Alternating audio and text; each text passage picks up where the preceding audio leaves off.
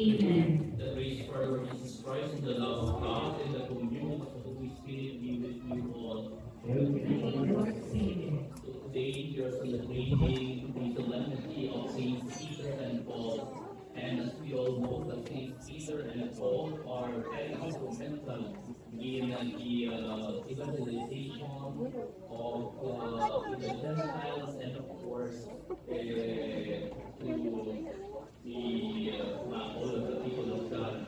So in the intercession, we ask their guidance, we ask their prayers that we too may become a living witness of God's love to all humanity. And also, since yesterday, this church has celebrated its feast day, the Immaculate Heart of Mary. And we offer this Eucharistic celebration for the intention of the parishioners of this church, and also for the intention of the Holy Father, and for the consecration of Japan and also of the Philippines to the Immaculate Heart of Mary. And we remember in this Mass the intention and thanksgiving of Minda Kakay.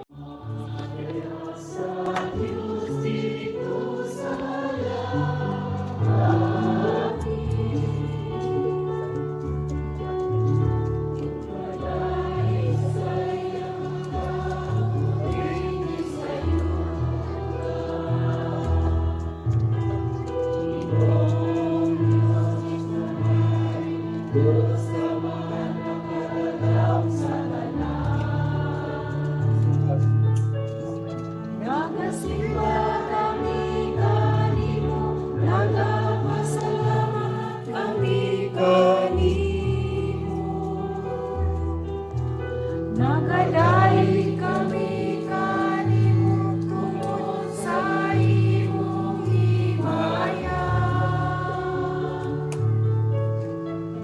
Himaya sa Diyos dito sa langit.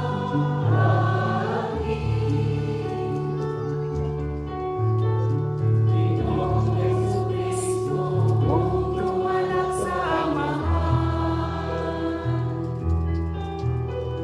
Ginoong Diyos, Cordero sa Diyos.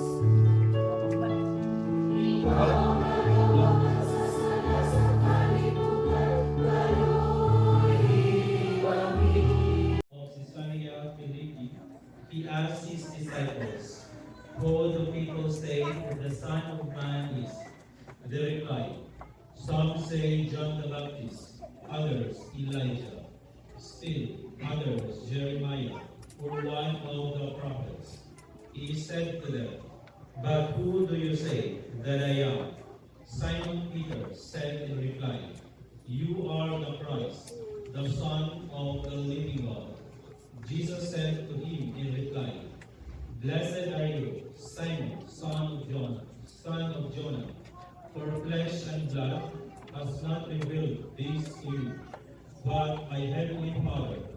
And so I say to you, you are Peter, and upon this rock I will build my church, and the gates of the middle world shall not prevail against it.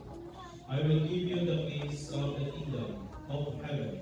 Whatever you bind on earth shall be bound in heaven, and whatever you loose on earth shall be loosed in heaven."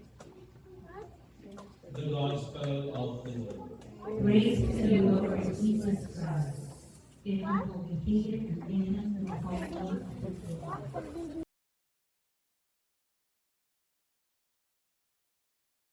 Bow your best and pray for God's blessings. May Almighty God bless you, for He has made you steadfast in Saint Peter's saving confession, and through it has set you on the solid rock of the church faith. Amen. And having instructed you by the tireless teaching of Saint Paul, may God teach you constantly by His example to win brothers and sisters for Christ. Amen. So that the peace of Saint Peter and by the words of Saint Paul and by the support of their intercession, God may bring us happily to the homeland that Peter attained on the cross, and all by the days of His word. Amen. May the Almighty God bless and protect you, the Father, and the Son, and the Holy Spirit. Amen. Our Mass has been offered. Go in peace to love and serve the Lord in one another. Thanks be to God. Tuloy po kami pasalamat sa mga ministry ko dito sa ating simbahan, sa mga organize po ng mga pagkain, sa mga nagpapayag at hindi sa lahat sa mga nagdalay po ng decoration inside and outside the church. Halos gabi na po sila, gabi-gabi na po sila kung kagabi. Maraming po salamat.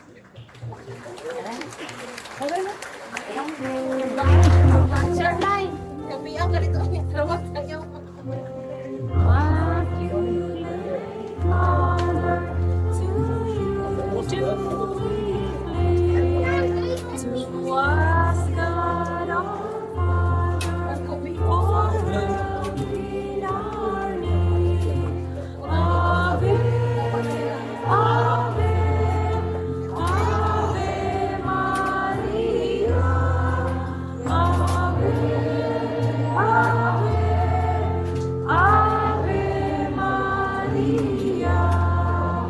We pray for our country, the land of our world. We pray for all nations, that peace be on earth. Amen. Amen. Ave Maria. Ave, Ave, Ave Maria. In grief and temptation, in joy and in pain, we'll seek Thee, our Mother, nor seek Thee in vain.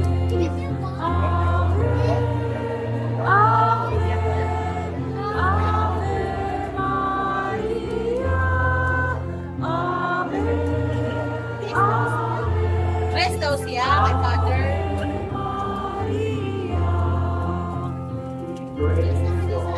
Ikaw lang yung bless kay father. Ayan o. Amen. Dahil, kaya wag na kayo